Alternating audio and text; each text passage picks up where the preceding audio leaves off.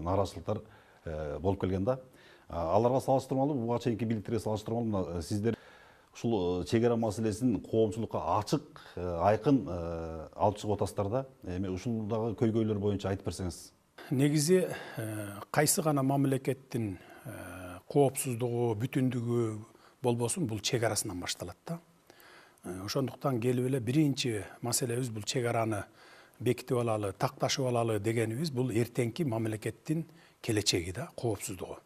Ошондуктан биз чек араны тез арада бүтүрөлү деген биз аракетибиз бар. Башка Казакстан, Кытай менен чек араларыбыз бүткөн. Ушу Өзбекстан, Тажикстан коңшу мамлекеттер менен бүтө элек. Биз баары бир муну бүтүрүп аягына чыгарып алышыбыз керек. Ошондо гана биз өзүбүздү мамлекетти, коопсуз мамлекет деп атасак болот. Анткени бардык чек аралар чечилип, анан кийин баягы чек ара казыктары орнотулуп калат да. Бул ошондон кийин анан бизде баягы коопсуз мамлекет десек болот бизде. Өзүңүздөр көрүп атасыздар, мына кечээ күнү дагы бир окуя болду. Чек арадан Тажикстандан эки баланы уурдап алып өтүп кетип, сабап, сурап, канча аскер техникаңар бар, канча аскерлер бар биякта деп сурап, ушу жаш балдардан. Анан кайра кое берген учурлар болду. Ушундай учурлар чек ара чечилмейин боло берет да. Мындай кайталана берет. Буга чейин деле болуп келген, мынакей билесиздер. Ошондуктан биз чек ара маселесин мейли каалайбызбы, каалабайбызбы чечишибиз керек. Чек ара маселеси бир эле айылдын жери менен чечилип калбайт. Бир айылдан жер берсек, башка айылдан андан 2 эсе, 3 эсе кылып алабызбы, же ошондой эле жер беребизби, мына ушинтип чечилет. Биз бир мамлекетпиз, чоң мамлекетпиз. Керек болсо Таластан бир жерди берсек, Баткенден ошондой жерди кайра Баткенден алышыбыз мүмкүн. Же болбосо Түптөн бир жерди алсак, мисалы Ат башыдан башка жерди беришибиз мүмкүн. Мына чек ара маселеси ушинтип чечилет. Бир жактылуу эле баягындай мен бизге чечилиш керек деп тура берсең, анда чечилбейт. Ошон үчүн сүйлөшүүлөр менен чечилиш керек да бул. Эми жергиликтүү калк албетте баягы каршы чыгып, биз өз жерибизди бербейбиз, анан туура эмес болуп калды деп аткандан кийин биз жергиликтүү элден дагы кошобуз.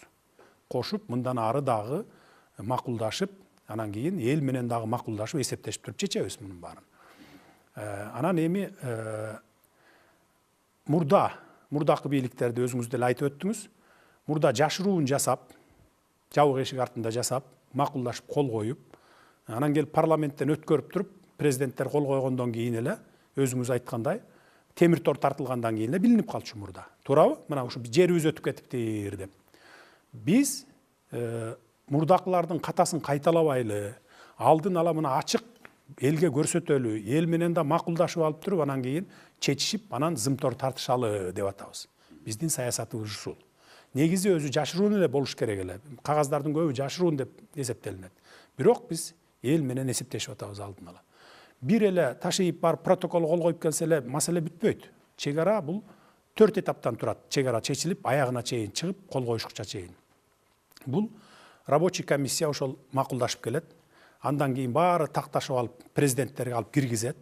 Президенттер карап туруп, макулмун десе макул болуп парламентке жөнөтөт, макул эмесмин десе кайра артка жөнөтүп, ушу жер туура эмес болуп калыптыр, оңдойлу десе болот.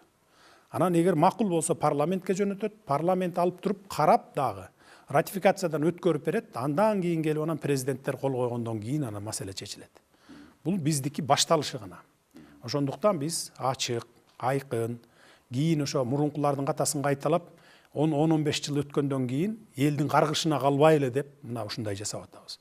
Ошон үчүн ызы-чуу түшүп, кокуй эле кокуй, жерибиз өтүп кетти, анан эртең мынте калалы, тигинте калалы деген андай саясат жүргүзбөш керек. Мен ошол журналисттерге, блогер деп эсептеген өзүлөрүн элге ушуну айтат элем. Тынч бардыгын тынчтык жолу менен, акылдашуу, макулдашуу жолу менен чечишебиз.